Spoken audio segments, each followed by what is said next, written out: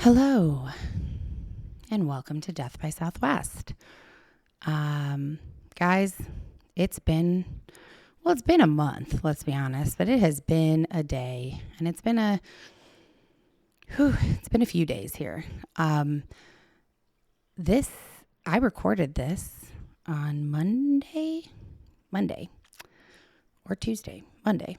Anyways, and couldn't get it uploaded because of the storms. My internet was pretty in and out. And then when I went to upload it today, Wednesday, late, the file kept telling me it's corrupt. Don't know why, couldn't figure it out. And so here we are, Wednesday at 2:30 in the afternoon, and I'm re-recording this after having dealt with Indiana all morning because she got spayed today. And I am a little heated because I was not supposed to be dealing with this dog and her being spayed and the aftermath of that on my own. And here I am. But I did promise everyone that I would not moan and groan about my breakup and how I'm feeling and my emotions on this episode. So I really want to because I'm fired up right now. I'm kind of angry. And so I really want to talk about that and how I've been feeling because everything has kind of shifted in the past 2 days, maybe. Not entirely, but a little bit. But I will save that for maybe after I record this. Maybe I'll record another one and put that out for anyone who wants to join me in feeling angry. Yes, that's where I'm at. Indiana has staples all up and down her belly. She's having trouble maneuvering around the house because she has a giant cone on her head. And if any of the staples rip out, she has to immediately go back to the vet and be put under to have them re-staple her up. So I'm really trying to avoid that, which means every 5 minutes I'm picking her up on the couch, off the couch, outside, inside. It is okay. I can handle it. I am frustrated that I'm handling it alone. But it is what it is. So, oh boy. Maybe I should have let myself cool down before I started recording this. But there's no time to waste because this episode is already very late. So I'm going to jump in to the episode. And if you recall from the Sense of Place episode, we are going to be talking about the glamorous world of Candy Mossler, a high society Houston socialite whose life took a dark turn when she became entangled in a forbidden romance. In this episode, we will unravel the layers of intrigue surrounding her luxurious lifestyle, the steamy affair that captivated Houston's elite, and the shocking night that would forever change her fate. So this takes place in the 60s, and I guess I'm a little bit cheating in calling this a Southwest murder, and I won't say too much before I actually start the story. But yeah, I'm going to actually take that back. I'm going to say nothing about that and just jump right in here. We're going to learn about the three kind of main players in this story of ours today, and that's Candy Mossler, Jacques Mossler, and Melvin Lane Powers. So let's start by learning about Candy. So Candy was born Candace Grace Weatherby on February 18th, 1920 in Buchanan, Georgia, which is about 55 miles west of Atlanta. Her family was really poor. They had no telephone, no radio. The kids basically stayed busy with doing chores. They lived on a farm, and Candy's father was a farmer. So the kids were constantly helping out by planting crops, picking cotton, and collecting eggs from the chicken coops, things like that. A little tidbit that I found about Candy when she was a little girl that I absolutely loved was that she didn't let her family's kind of financial situation damper her dreams of living a life of luxury. She kind of had like diamonds in her eyes from a very young age even. It was said that she wore her kind of fancy nightgowns everywhere, even to church. And whenever anyone asked her why she was wearing a nightgown, she'd say that she liked pretending she was a princess, which is very fitting once we get to her as an adult. Her mom was basically, I hate to say it, her mom was basically a baby making machine. Candy was the sixth of 12 children. And when Candy was a little bit older, her mom actually died trying to give birth to the 13th child, who also did not make it. And Candy's father died when she was about 10 years old. So at that point, she went to live with her grandparents. And from a young age, her grandfather was very encouraging that she should find a man who was wealthy and marry him so that she would never have to live in poverty again. So she was kind of conditioned from a pretty young age to seek out this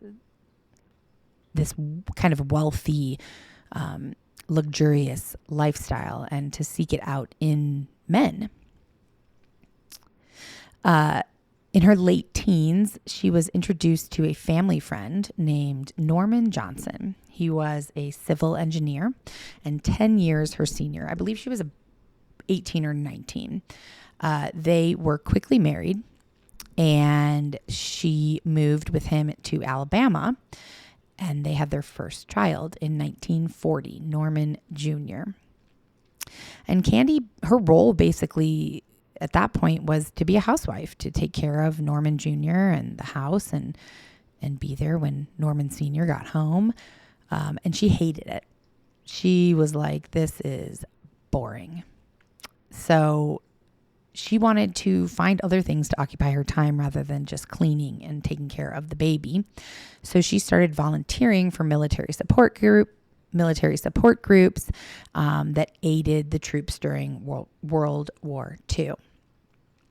And that kind of transitioned into and led her into, meeting other women who were doing the same thing and then getting together with them and hosting parties for all the soldiers at Fort Benning, Georgia. And at one of these parties, she met a very handsome soldier by the name of Winthrop Rockefeller. And yes, he is from the Rockefellers. He's actually the future governor of Arkansas. They got pretty close and enjoyed spending a lot of time together. People were a little bit suspicious about that, how much time they were spending together, but there was never any kind of concrete proof or evidence that anything nefarious was going on beyond just a friendship. But it was a lot of people believed that they had an affair before he ended up shipping off to war. And right around the time that he shipped off to war, she found out she was pregnant and eventually had a daughter named Rita. In 1943 is when this was happening. And she gave Rita a middle name of Rockefeller. So to me, that's like, if there was any question about an affair or maybe that was his child, the middle name really, I feel like that really locks in that there was an affair. But Norman apparently, allegedly, had no idea about the affair and had no idea why Rockefeller was the middle name, but he was fine with it because, the last thing he suspected was that his wife was sleeping and getting pregnant by one of the Rockefellers. Not too long after that, Norman got a job transfer and moved the entire family to New Orleans. And unfortunately, not long after that move, their marriage kind of fell apart and they quickly divorced. Now, after they divorced, Candy was a single mom, and she started trying to figure out what she was going to do to earn an income and support herself and her kids beyond the alimony or child support that she was getting.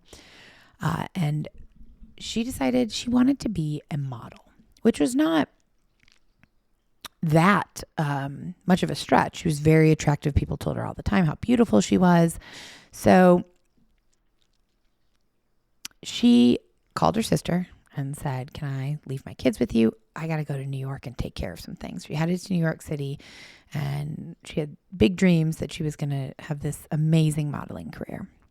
She even attended classes at the Barbizon School of Modeling. And I am aging myself when I say this, but I feel like I remember Barbizon ads in magazines from when I was a teenager.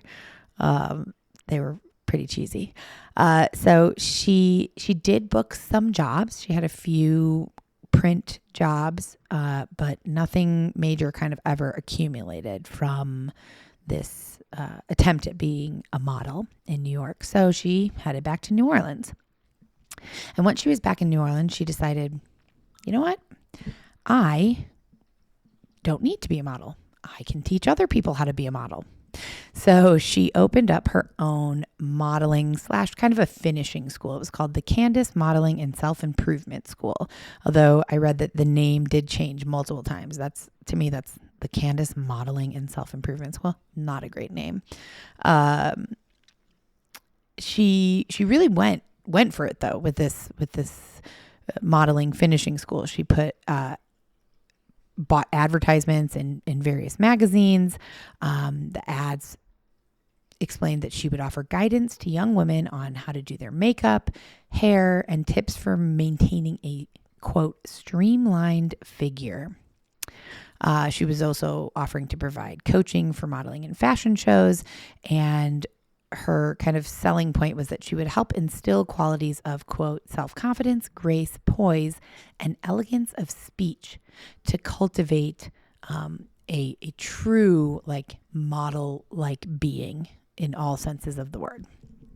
And in all of these advertisements that she put in various magazines and newspapers, they all featured a picture of her modeling. And it actually worked. I mean, she was pretty successful. She had a lot of women come to her and sign up. And she felt very proud. She'd come from this farm in Georgia, basically poverty stricken, and kind of reinvented herself as this entrepreneur in the big city of New Orleans at the time. And not only was this modeling school kind of Candy's way of staying independent and supporting herself, but it was also kind of her ticket into the world of high society, which is really where she always wanted to be. With her, with Norman, they were well off, they were comfortable. And even now on her own, she's doing okay, but she really had, if you remember, I think I said diamonds in her eyes. She wanted to be part of the like wealthy upper class people, socialites. And this modeling school kind of helped her. Another thing that she started doing that kind of helped put her on that path towards the life of a socialite was getting involved with fundraising for the New Orleans Opera. This put her in contact with and kind of rubbing elbows with and around a lot of very wealthy, for some reason I say like upper echelon type people. I could be using that incorrectly. And that's where she wanted to be. That's where she saw herself always ending up, was in that like 1%. And so the fundraising that she was doing for the opera certainly played a big role in that. And it actually played the biggest role because at one of these fundraising events that she helped to organize for the opera, she met a rich banker named Jacques Mossler. He was 20 years her senior, and he was pretty much instantly enamored with her blonde hair and elegance. And, she had this Southern charm, this kind of drawl to her voice, like very, well, I'm not going to attempt to do it because I'll do it badly, even though I lived in Georgia for many years. But that Southern accent that's just kind of like honey, or they say like molasses. It's so smooth. And so that her Southern charm, her elegance and her beauty really captivated Jacques. And he fell hard for her pretty quickly. And they were married 6 months later in May of 1949 at a Presbyterian church while on a trip to Fort Lauderdale. Jacques also had 4 kids. He had been previously married and had 4 kids with his previous wife, and then had decided, I don't want any more kids, and had had a vasectomy after that 4th kid. So newly married, Jacques decided he wanted to go to Houston to expand his banking business. So he took Candy and her kids, and they moved to Houston. And Houston in the 1950s was kind of swimming in wealthy people. There was a lot of wealth there. George Fuhrman was a newspaper columnist who was working on a book called Houston, Land of the Big Rich, and he described the city as using dollars like Niagara Falls uses water. There was a lot of big oil there, so a lot of oil men that was contributed to the high population of very wealthy people there. I read about this guy called Jim Silver Dollar West, who was an oil, he owned oil rigs, and he was very flamboyant. He used to drive around in a Cadillac and toss silver dollars out of his window. And then another story, these are all little just tidbits that I read about how wealthy Houston was and what kind of a quirky city it was, and also a very rich city. And these just fascinated me. And I guess another local entrepreneur at the time, he decided to take an unusual approach to motivate his daughter to lose weight. He promised her $5,000 for every pound that she lost. Now, $5,000 in the 50s is about $57,000 today. So, I mean, can you imagine? She lost 10 pounds. She just made 50 grand in 1950. I need somebody to do that for me. I would be in the best shape of my life. So Jacques himself was also very, very wealthy.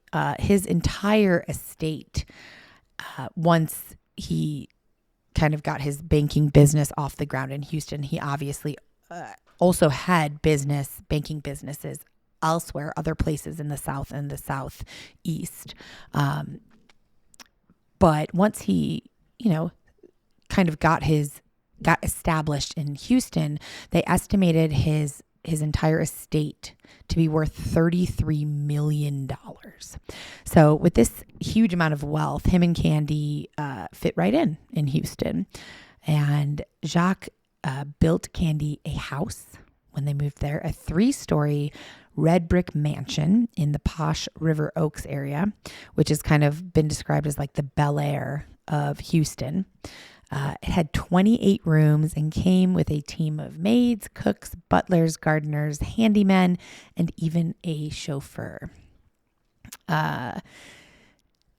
They had a 7-car garage, which had an impressive collection of luxury automobiles. Candy had her own personal maid that just tended to her needs, her cleaning needs, I guess. And this one article, it was very detailed, said that her personal maid was an Egyptian woman that was fluent in 3 languages. So as Candy, Jacques, and their kids settled into the Houston elite lifestyle, Candy's name kind of became synonymous with wealth, sophistication, and all the glittering social circles that existed in Houston. From the outside, people thought that her life seemed kind of like a never-ending gala. Lavish parties, elegant soirees, designer clothes, luxury cars, the best jewels and jewelry that money could buy, and just kind of this overall decadence that most people only dream of. She became very quickly a fixture in the city's socialite landscape, She hosted lots of parties at their 28-room mansion, and she was known for making a real entrance at these parties, whether it was at her house or somebody else's. It didn't matter where the event was. Candy was making an entrance. She would, at her house, she would always kind of wait till the party got started and then descend the spiral staircase with high heels and diamonds and designer dresses. She always liked to wear designer dresses that hit her right above the knee. That was kind of her look. And she always said, this was funny to me, as she mingled with guests, she would often express gratitude with a warm "bless your heart" for coming, which I think we've talked about this in another episode, that "bless your heart," it sounds nice. It sounds like a thank you kind of. But when I was living in Atlanta, I came to understand very quickly that is not how it is used in the South. Bless your heart is kind of like, oh, that idiot, poor soul, like poor stupid person. I don't believe that's how Candy was using it, but in Georgia, like if somebody says, oh, bless your heart, it's kind of like, screw you. So Candy's living this very lavish lifestyle with Jacques, and thanks to Jacques, her husband. So let's talk about Jacques a little bit. Jacques was from Romania, and when he was a child, he moved with his family to Buffalo, New York, and later in life, as an adult, made his way to New Orleans, and he first started out in the world of used car sales, and he was known for, he kind of got a reputation for being somebody who was very clever, very smart, and would often take shortcuts to make a quick dollar. But those shortcuts always seemed to pan out. In 1916, a newspaper covered a story about the then 21-year-old Jacques. He got arrested for grand larceny. The incident involved a doctor's car being stolen from a hospital and discovered later in a garage connected to Jacques' dealership. Unfortunately, it wasn't possible. I couldn't find any records confirming whether he got convicted or served any time or anything like that. Just a little interesting tidbit. Don't miss what happens next in today's episode. We'll be right back after a short message from our sponsors.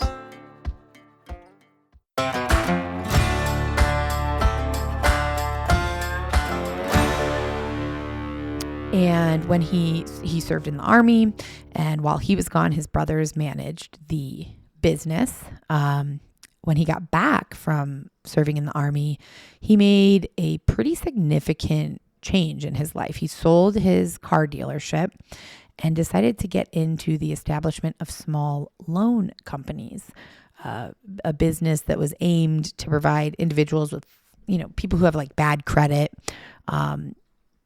gives them the chance to buy cars, appliances, furnitures, but with very high interest rates. He also got into selling home mortgages and invested in several insurance firms and banks. So by the time that Candy walked into his life in, 1947-ish, Jacques, who was 52, had a lot of money. And together, these two were a really fascinating pair. Jacques was a real pivotal role, obviously, in Candy's life, because even though with her previous husband, she was no longer in poverty, she still never made it to kind of the elite high society circles that she'd always dreamed of until Jacques. Jacques was not only a successful businessman, he was also pretty charismatic. He had a pretty distinguished appearance, slicked back silver hair, a little bit of a belly, but an attractive man and a very, very well-respected man. So together, they looked like this picture-perfect, affluent power couple.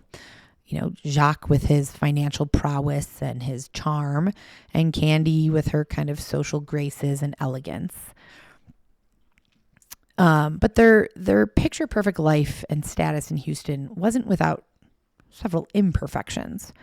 As Candy and Jacques' social status rose, naturally rumors also swirled. So I kind of equate that to, they were like kind of small time celebrities within Houston. And any time that somebody is beautiful and rich and seems to have it all and have this picture perfect life, we all know that generally they're going to be the, haters, I guess. People who are, looking for something to be wrong or go wrong or something like that. So there were a lot of rumors about Candy having kind of a hidden life in New Orleans. And it was impossible to find out, even to this day, if this was 100% true or not. But the rumors went something like this. She had occasionally worked as an escort in New Orleans, and that she actually ran kind of an entire outfit of sex workers. Young soldiers back from the war would come to her house and sign up for dance classes, and each was paired with a female partner. They danced for a while and then retired to one of the bedrooms, where the soldier would have a continued dance lesson, but in private in the bedroom. Again, just rumors, no idea if they were true or not, but of course these were going to fly. These rumors are going to fly like crazy when Candy was kind of reaching the height of her popularity and showing off this perfect life. Joanne Herring, a prominent figure in the city's social scene, caught wind of these rumors at a dinner organized by Candy to benefit the Houston Opera. Joanne's friend apparently pulled her aside and said, "Have you heard that Candy was a call girl in the French Quarter?" And Joanne says that she responded by saying, "Oh my God, I always felt there was something unique about that woman," which is actually kind of a nice response. I mean, I would take that as a compliment if somebody said that about me, like that they felt there was something unique about me. Wow, that's nice. I don't think she meant it in a nice way, but that's how I would take it. But even if these rumors were true, Candy was not the first woman in Houston with a, shall we say, colorful past who also happened to marry an older, affluent man. And beyond that, nobody in Houston was going to condemn Candy for these rumors because she was so philanthropic. Her life really became throwing fundraisers and galas and raising money for different charities and organizations. She volunteered in numerous hospitals. She was committed to the Houston Boys Club and donated lots of money to build bathrooms and bathhouses at the youth center. They were very well known for giving a ton of money to various charities throughout Houston. And kind of this blew me away. One of the most philanthropic things happened in January 1957 when Jacques was on a business trip to Chicago. And he called Candy and he said, the most awful thing happened here. I just learned about this wife that was murdered by her husband. And they had 5 kids. The youngest kid was murdered as well, but the other 4 are still alive, and they're just orphans. Apparently Jacques said, "I think we should adopt them." And Candy, without hesitation, flew to Chicago. They signed custody papers for all 4 children: Martha, Daniel, Christopher, and Edward. And they adopted them. They were known after this, now they have a real house full of kids. So these 4 adopted kids, and Candy had 2 children one from Norman for sure. And then the second one, Rita, was perhaps a Rockefeller. We don't know. But once they had this kind of brood, this huge family, 6 kids, they were known for being just extremely fun parents. They had this giant ballroom at their mansion, which they transformed into a huge playroom for the kids. The kids had full access to the chauffeur who would take them bowling, take them to the family's ranch house, or they also had a beach house in Galveston, Texas. Then Candy and Jacques, because they wanted their kids to play sports and be good at sports, they arranged to buy the lot across from their house and turn it into a full-size baseball field. Candy even one time brought a chimpanzee named Jacques to the mansion to play with the kids. And she was quoted as saying, "They're my life, my entire world. People can work hard and accomplish a lot of things, but it's useless without children to love." Which is a lovely sentiment, and one that I also do not agree with because I don't have kids. But lovely. Needless to say, the kids were Candy's whole life. Her whole life were her kids and her philanthropic kind of charitable acts and maintaining her status and appearance in the, high society of Houston. But as time went on, small little cracks began to kind of mar this flawless image that the Mosslers showed the public. It became more and more apparent that Jacques was not that thrilled about all of these social events and social gatherings, and he started to not be there a lot more. He wanted to be more anonymous. And so a lot of times when these big galas or soirees were happening, he would head to Miami, where he had a condo in southern Florida. And then he also had 3 banks there that were his. So it was a way for him to say, like, I'm working, I can't attend. And really, he just didn't want to attend. But these little nuances or tensions in Jacques and Candy's relationship remained largely behind closed doors. They rarely ever presented anything to the public out, beyond a united front. That is until something happened that would lead to a real shocking turn of events for Candy, Jacques, and the entire Mossler family. And the impetus for this kind of turn of events came in the form of a phone call from Candy's sister. In 1961, Candy's sister called Candy and said, "I'm having a lot of trouble with my teenage son, Melvin." His full name was Melvin Lane Powers. And said, I can't deal with him anymore. He just keeps getting into trouble. Can you please take him in and try and shape him up? And Candy and Jacques, being the kind of magnanimous people that they were, agreed. They were going to take Melvin in to their home. They certainly had the money and the room for it. So let's talk about Melvin now. Melvin Lane Powers. Melvin was born in 1942 in Birmingham, Alabama. He had a troubled youth. He was kicked out of school for missing too many days. He started selling magazine subscriptions door to door. He did serve in the Navy and worked a number of odd jobs. And then he was convicted of a con job in Pontiac, Michigan.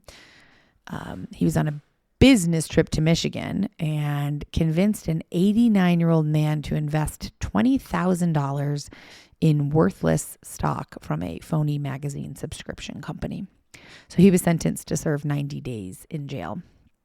And this was kind of the final straw for his mom, this jail time. And that's when she shipped him off to Houston. He was still on probation, but I don't know where he served jail time, so I don't know how that worked. I was going to say, so I wonder how he was able to leave wherever he was. I don't have that information. I shouldn't ask myself questions I don't have the answer to. So Melvin was 6 feet 4 inches. He was a towering guy. He had like a linebacker build, high cheekbones, dark eyes, black hair. He was kind of movie star handsome. And so Candy, when he moved in with them, Jacques gave him a job, and Candy wanted to introduce him to the kind of social scene of Houston because he was so good looking, and just because he had trouble finding his way or his path as a teen didn't mean that he couldn't be part of this kind of high society life that Candy was part of. And things were working out well. It was good. He was living with them. He liked their kids. He was doing work for Jacques. He was attending parties and galas with Candy. And that was okay with Jacques because he didn't want to. Candy gave him obviously his own bedroom. They gave him a Thunderbird to drive. And this was fascinating to me. At one point he had tonsillitis, and so he had to go in and have his tonsils removed. And while he was in there and under anesthesia, Candy spoke to the doctor and asked them to not only adjust his ears, because apparently his ears were pretty prominent and stood out a bit. He also had some kind of pock marks from acne on his face, but he was still very, very good looking. But Candy asked the doctor to cosmetically adjust his ears so they lay flatter against his head, to sand his face so the pock marks weren't so prominent, and to circumcise him. All without him knowing. And I have no idea how she got away with that, how that worked. I don't know if she had at some point become his legal guardian. I still feel like he was an adult. That doesn't happen. Maybe it happens for people with $33 million. I don't know. But that's the perfect example of first of all, her vanity and just how much she wanted to exude this kind of perfect family, perfect image of a perfect life. And Melvin was now part of that. So by the summer of 1963, he'd been there a little over a year.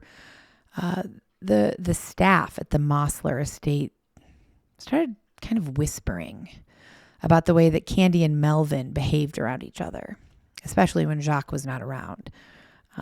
The whispers centered around the fact that they didn't feel that the behavior was typical of an aunt and her blood relative nephew.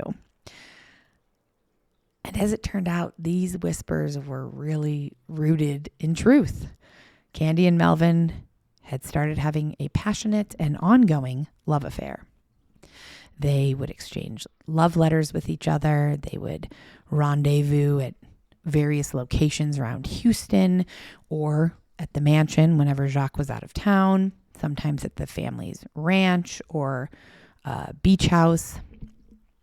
And of course, the staff, who's around all the time, kind of caught on to this. But it took a while before Jacques caught on. Inevitably, he did catch on, though. He kind of caught wind of what was happening, or what was being said at least. He didn't necessarily believe it right away, but he wanted to either prove or disprove this rumor.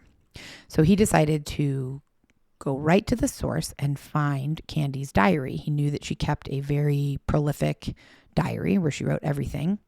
So he went searching for it, found it, and discovered that they were not only just having an affair, a casual affair. She was very much in love with her nephew, as she documented in her diary.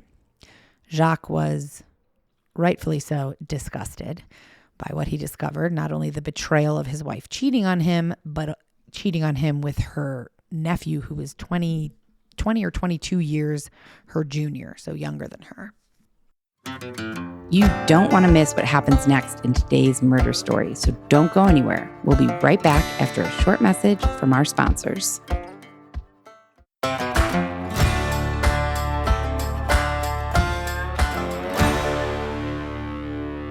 His first instinct was to divorce her.